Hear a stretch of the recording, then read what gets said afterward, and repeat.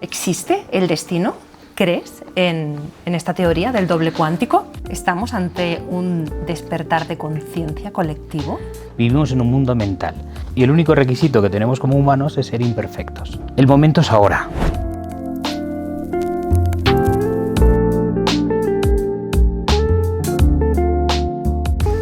Muy buenas, soy Gloria Martínez. Bienvenidos por primera vez a mi canal, donde voy a hacer entrevistas a personas que me parecen interesantes para inspirarnos a llevar un estilo de vida que nos haga sentir y vernos mejor.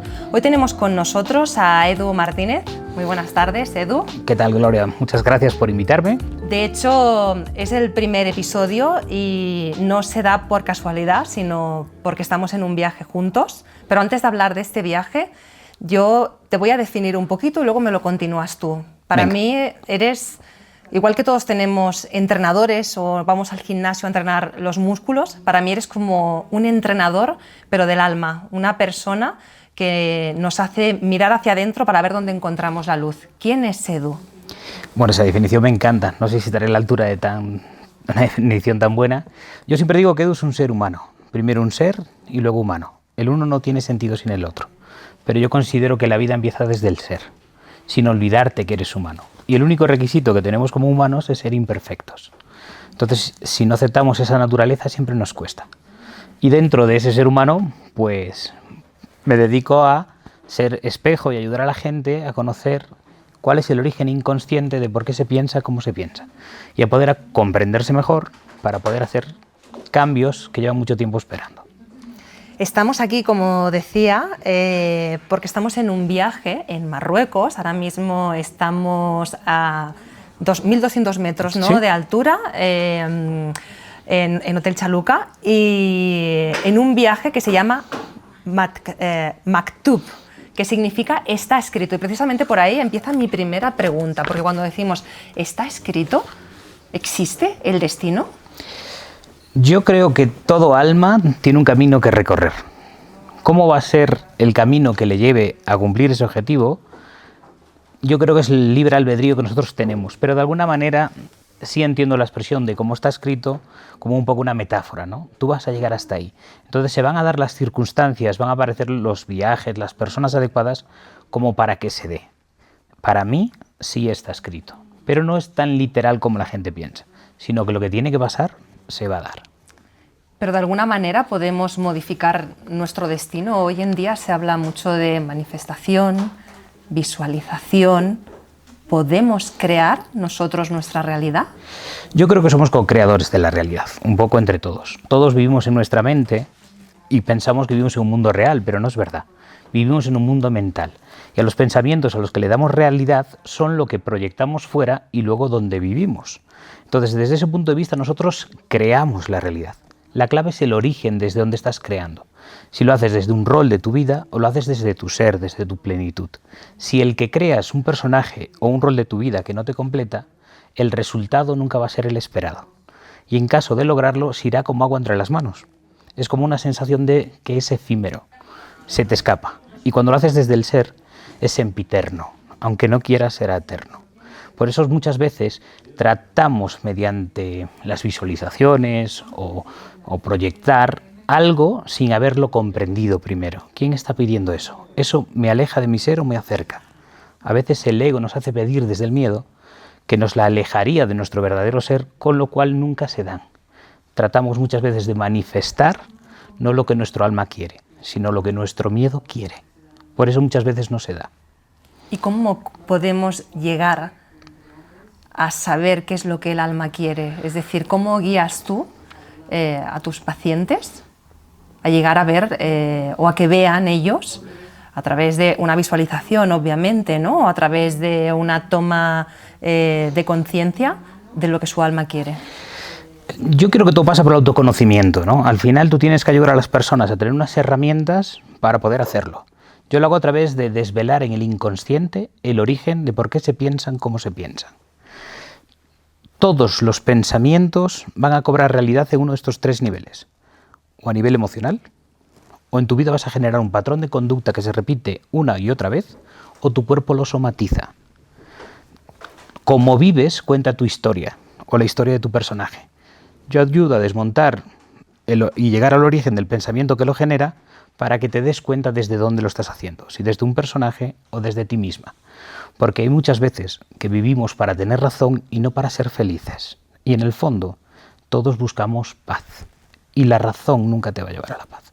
Se habla mucho hoy en día hay teorías que hablan de la existencia de un doble cuántico que igual puede tener todo, puede ser muy feliz, como otro que vive en la pobreza, es triste o le ha tocado vivir en otras circunstancias.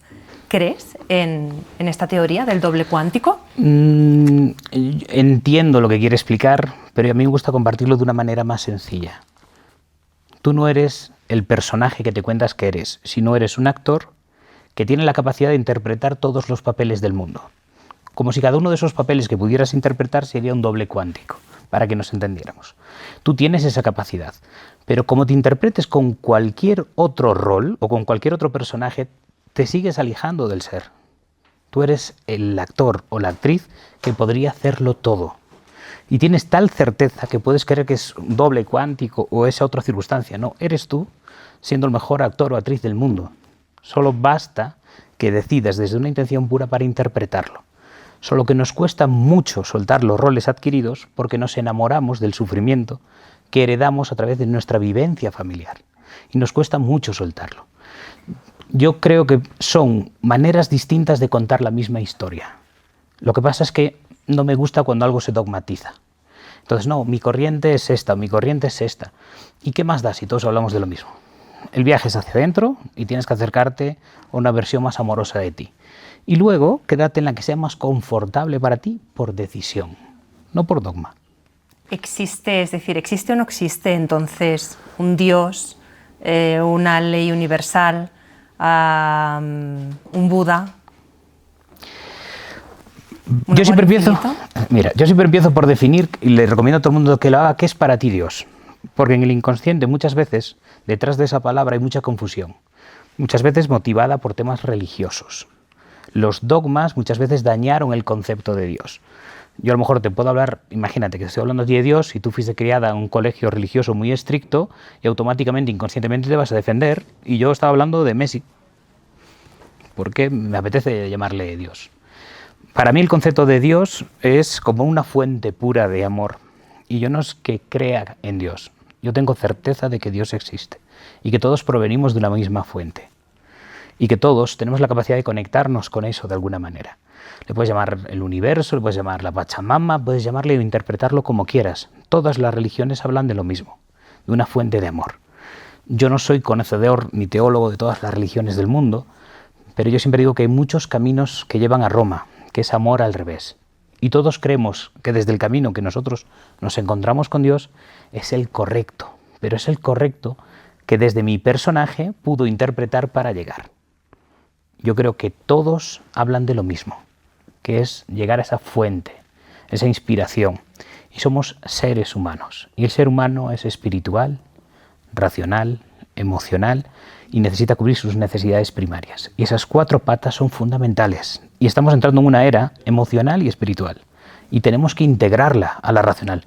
No pelear con ella, sino de una manera amable, entenderla de un formato que a nosotros nos dé coherencia con lo que somos. Pero no conozco a nadie que incluya en su vida la espiritualidad y comprenda su mundo emocional y que no mejore. El 100% de las personas que lo hacen mejoran.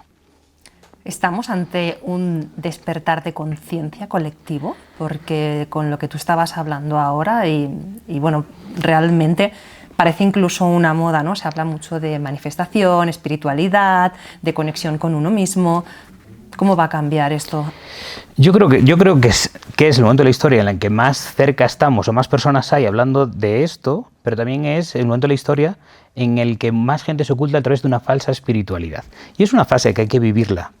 Y como todos intenta dogmatizar. Pero yo no creo que nunca en la historia hubiera tanta gente hablando de esto. Siempre se habló en la historia. Pero que le demos y lo pongamos en primera plana, que estemos aquí hablando de esto, que hablemos con nuestros amigos de esto, no es tan habitual. Para mí estamos en un cambio de era. Por un lado viene acompañado externamente desde la era de la inteligencia artificial, pero internamente viene algo más profundo. Y como todo un cambio de era hay un choque. Y en ese choque los paradigmas del pasado van a perder sentido. y necesitamos actualizar y crear los nuevos. Por eso desde la presencia debemos llevarlo a este momento. No hay que convencer a nadie. Esto es como un fuego que se enciende por dentro y cuando se enciende ya no hay nada que lo para. Hay que sentirlo. Y yo sí creo que cada vez hay más personas, sobre todo con estos, ¿no? Con podcasts, con la libertad de poder expresarse en muchos medios, que va a generar que esto aumente mucho. Precisamente hablando de terapias que nos acercan a mirarnos hacia adentro o a la espiritualidad, te quería preguntar qué opinas tú sobre varias de ellas. Y voy a empezar con algo que a mí personalmente me gusta, que es el tema de la astrología. Mira, para mí todo son herramientas, pero si vamos a la profundidad, y esto es algo bien interesante y sé que a mucha gente le va a levantar pullas, pero es mi manera de enfocarlo. No sé si viste la película de Soul, de almas, de Disney. Bueno, pues básicamente habla del momento que las almas están en el cielo antes de bajar y cuando bajan, lo normal es que se olviden de sus vidas pasadas para entrar a un juego nuevo, para que nos podamos entender, ¿vale? De alguna manera. Yo sí creo que cuando tú vienes a vivir en esta vida, escoges la fecha en la que vas a nacer para que el personaje que vas a crear coincidan unas características con tu horóscopo, con tu astrología, con tu descendencia, que va a provocar que sea más fácil que generes los escenarios como un espejo para que descubras lo que tienes que desaprender y darte cuenta de que eres esa actriz o ese actor que puede hacerlo todo. Yo no creo que sean una guía para lograr algo. Creo que son una ayuda para desmontar algo. Cuando tú estás en tu ser, tú eres todo. Tú cuando estás feliz, contenta, puedes ser más piscis que un piscis. O puede ser... Esa es la realidad. Para mí es una pista para seguir desmontando el personaje. Pero no es yo soy así, punto. Somos un gerundio. Nos hacemos y nos deshacemos todos los días. Claro, con lo que me estás contando, ¿no? Entonces nuestras almas pasan por varias vidas. Cada uno tiene una interpretación, ¿vale? ¿Existe el karma? Yo no creo tanto que exista el karma, sino... Mi interpretación es que somos como una dinastía para el universo. Somos como una línea generacional, con la misión de alcanzar la perfecta paz. Y al universo le da igual si lo logras en una generación, en 2, en 3, en 4, 5 o en 6. Y ya está demostrado que genéticamente tú transportas la información de muchas generaciones. Durante mucho tiempo se interpretó como vidas pasadas. Entonces hay la teoría de que lo que interpretamos por vidas pasadas son realmente vidas que vivió nuestro ADN a lo largo de la historia. Epigenética. Dentro de la epigenética. Y a veces se te reproduce una información o no. Yo sí creo que somos un ser continuo y que interpretamos esas múltiples vidas como la información que va dentro de la epigenética, por eso se expresa o no se expresa. Pero yo sí creo que la intención de toda línea generacional es alcanzar la paz. Y nuestra misión es acercarnos en el tramo que nos toque. Claro, tú hablas que mientras que estamos en el personaje no conseguimos alcanzar esa paz, pero sí que bajamos nuestras almas bajan hasta nuestros cuerpos con un propósito. Sí. Que es la paz. Sí.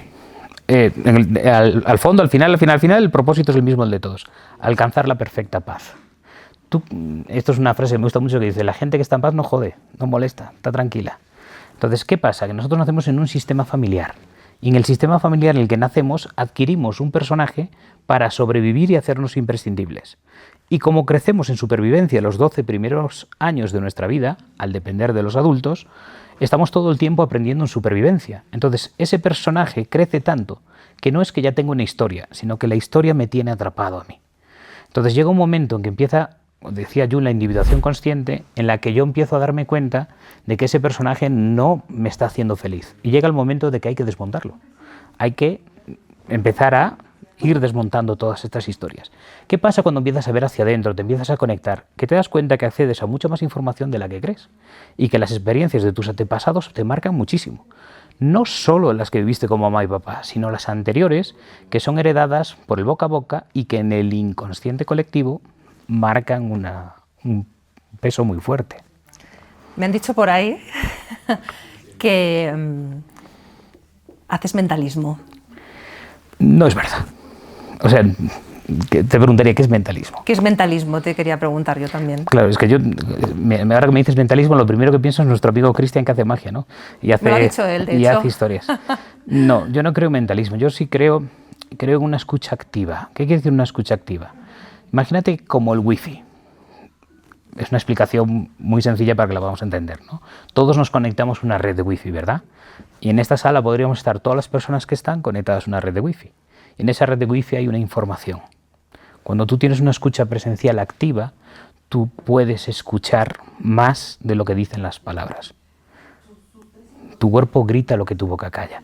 Tu expresión, tu cara, desde dónde lo haces, dónde vas. Y a otro nivel se puede sentir cosas que todavía no puedes percibir. Yo muchas veces siento cosas que no estoy buscando. A veces estás pensando algo y yo lo detecto antes que tú. Pero no es porque yo esté buscando lo que tú estás pensando, sino que yo sé interpretar lo que tú estás obviando, porque ya lo hice en mí, no por otra cosa. Y si te sirve como espejo, te lo devuelvo. Pero no es una intención de hacer algo, sino es estar al servicio de algo. Claro, tú antes tenías otro trabajo y ahora tú dices, estoy al servicio para ayudar a los demás. ¿Tuviste que tocar fondo para hacer este cambio? Yo sí, yo tuve que tocar fondo para hacer cambio. ¿Creo que es el único camino para hacer el cambio? No. Y lo que trato es de ahorrar el sufrimiento a los demás. Yo soy gallego, los gallegos solemos ser bastante tercos y muy desconfiados. En el por qué, en el depende, hay muchísimas preguntas, de hecho infinitas. Y como soy muy terco, pues me lo pregunto muchas veces. Y como soy muy bueno resolviendo problemas, todos los problemas que generaba los resolvía. Entonces la vida, para ayudarme, la llevé a tal punto que la única opción era tocar fondo. Y tocar fondo de una manera muy rápida. Y yo admito que yo, formato Edu, sin tocar fondo no hubiera cambiado. Ahora, también admito que yo estoy vivo gracias a Dios. Yo estoy vivo porque estuve muchas veces en una posibilidad de que me pudieron haber matado, me pudieron haber hecho desaparecer de una manera muy sencilla en otro país, en unas circunstancias que me sobrepasaban, pero la vida tenía un plan mejor, sino transformarme totalmente. Pasé del mundo empresarial al mundo de ayudar personas, aunque sigo jugando al mundo empresarial de vez en cuando, pero ya me dedico especialmente a esto. Lo que es importante es que la gente entienda que cuando un cambio tiene que venir, no tiene que venir desde tengo que tocar fondo y tengo que sufrir. No, no es verdad. Tengo que aprender a escucharme. El problema que tenemos principalmente es que somos muy tercos. Claro, ahí entra en juego el tema del ego y la intuición. ¿Cómo conseguimos callar al ego? Dicen que el ego está para salvarnos, ¿no? En cierta manera, y poder escuchar la intuición. ¿Cómo aprendemos a hacer eso? Yo creo que lo que hay que subir es el volumen de la intuición. La intuición siempre es una voz sosegada y tranquila. Jamás te reprocha nada. Nunca te dice, ya te lo dije. Es que yo te avisé que te... Nunca. Te da la oportunidad y te dice, yo esta oportunidad la pensaría bien. Y se calla. Y ya empieza el ego, que es como una jaula de grillos. Es como ruido. Poco a poco te va haciendo ruido para perderte en esa sensación. Decidas lo que decidas, va a cambiar. Ahora, ¿cómo alimentas y subes la voz de la intuición? Prestando la atención, escuchándola, practicándola, entrenándola y dándote cuenta de que tú no eres tus pensamientos. Tú no le puedes decir a tu corazón que no lata, ¿verdad? No le puedes decir a tu mente que no piense. De los 70.000 pensamientos que tienes, te fijas en unos sí y en otros no. Y ahí es donde tú te tienes que dar cuenta, desde la realidad en la que vives. ¿Te hace feliz o no? ¿Lo que tienes te llena plenamente o te estás conformando? Y ahí es donde empiezo a preguntarme, empiezo a devolverme el poder de cambiar las cosas. Si yo traigo el poder hacia mí y me hago responsable, volver a responder, repite la respuesta. Ser responsable es que repitas de una manera que te acerque a la paz, que es el propósito. Si tú te haces responsable vas a empezar a alimentar la intuición y la intuición va a subir. A mí me gusta la definición que escuché una vez que el ego es como un sparring, como un entrenador personal. Desde que te cuenta todas las repeticiones y a veces te resta una, dos otra vez, y te ayuda a que no salgas de la presencia o a que vuelvas a la presencia y a entrenar el dejar de identificarte con el personaje para volver a ti mismo. El personaje no es nada malo, pero él está a tu servicio y tú tienes que saber ponerte el rol y quitarte el rol, sin olvidar lo que eres realmente. ¿Quién está cuando soñamos? Mira, los sueños, cada persona tenemos una manera distinta de conectarnos con algo mayor, y hay gente que a través de los sueños tiene la capacidad de conectarse o de interpretar con mayor claridad las emociones que no puede escuchar cuando su cuerpo le grita. No todos utilizamos los sueños para lo mismo, ni todos los sueños son premonitorios, sino que te van a ayudar cuando tu inconsciente boicotea que te enteres de algo, tu cuerpo va a encontrar la manera de que la información te llegue. Y si tú tienes fe en los sueños, si tú tienes sueños lúcidos, va a aprovechar ese canal, porque sabe que lo podéis interpretar mejor, para que tomes una decisión mejor. Para mí solo decidimos todo el tiempo entre dos cosas, o miedo o amor. Son las dos materias primas de todos los pensamientos. El ego nos engaña que estás diciendo 10.000 cosas distintas, no es verdad. Unas que te acercan al amor y otras que te acercan al miedo. Cuanto más entrenes la intuición, más fácil va a ser estar en amor. El hecho de que vivimos hoy en día en modo automático, o gran parte de la población vive en modo automático, hace que estemos mucho más tiempo en el ego. Forma parte de la trampa. Mario Alonso Puig dice que somos el homus faber faber. Estamos haciendo todo el día y luego no sabemos por qué. Y estoy totalmente de acuerdo con él. Se trata de que vivimos tan acelerados para salirnos de nuestro timing, de nuestro tiempo perfecto. Nos quitamos de la presencia a través de lo exterior, cuando el truco está en volver a ser, volver a tu tiempo. Yo te quería preguntar a las personas que son pobres de tiempo, precisamente por vivir en modo automático, ¿de qué huyen? De sí mismas. Siempre huyen de sí mismas. Y en el fondo es el mayor punto de egoísmo que hay. Y todo lo van a justificar que es todo lo contrario, y esa es la trampa del ego. Un espejo, el reflejo siempre es al revés. Van a decir que no son egoístas porque están sirviendo a todos los demás y a las cosas que hay que hacer, cuando lo que le pedimos el resto como humanidad es que se ocupe de sí mismo, porque uno en paz va a iluminar a otro para que también esté en paz. Uno escapando de sí mismo lo único que hace es robar aprendizaje a la gente de su alrededor y deja de hacer lo único que podría hacer por el resto, que es conocerse a sí mismo para desde ahí aportar un poco más de amor y no un poco más de miedo. Te quería preguntar, ¿por qué cuesta tanto asumir la responsabilidad de aquello que nos pasa? Vivimos en una sociedad que hay muchísima queja y se cae siempre en el modo victimismo. Porque al final, mira, si te fijas, yo siempre cuento una anécdota. Si tú subes un ascensor, esta se la escuché una vez contar Víctor Cooper, si me encantó. Si subes un ascensor y te quejas, rápidamente todo el mundo se va a poner de acuerdo contigo. Como entres cantando porque estás feliz, el primer comentario es: este está loco. Esta persona está. Entonces, ¿qué quiere decir? Falsa empatía la genera más rápido los pensamientos negativos. Es más fácil hacer eso. Y es mucho más cómodo ser la víctima. Si al ego y al cerebro le das una solución fácil, no va a buscar una solución mejor. Ya tiene una fácil. La misión del cerebro es que sobrevivas. Mientras te lata el corazón y estés vivo, el resto le da igual. Le funciona. Entonces, si le ofreces algo rápido, lo va a enganchar. Lo va a coger como: me quedo con esto. Yo a través de esto paro. La víctima, ¿sabes lo que tiene de bueno? Que genera un beneficio. El no hacerme responsable. El problema es lo que te decía antes, tenemos confundido el concepto de responsabilidad. Creemos que hacerse responsable es cargar con tareas, es ser muy disciplinado, muy constante, muy perfeccionista, ¿verdad? Y no es verdad. El origen de la palabra es repite la respuesta. A mí una cosa que me gusta mucho, que yo le llamo RDS, que son 3 palabras que me encantan y que todos tenemos confundidas, que es responsabilidad, que simplemente es como si tuvieras un examen de recuperación eterno para hacerte feliz. Fíjate si es generosa la vida. Repite la respuesta todas las veces que lo necesites hasta que te dé paz. Desde disciplina, y disciplina en su origen es discípulo de mí mismo. Aprendo de lo que hago. Si ya probé a hacer esto así y no me funciona, lo dejo de hacer. Si me relaciono con mis parejas de una manera que no me hace feliz, ¿qué tal si aprendo de mí mismo y empiezo a probar cosas nuevas a ver qué tal me siento?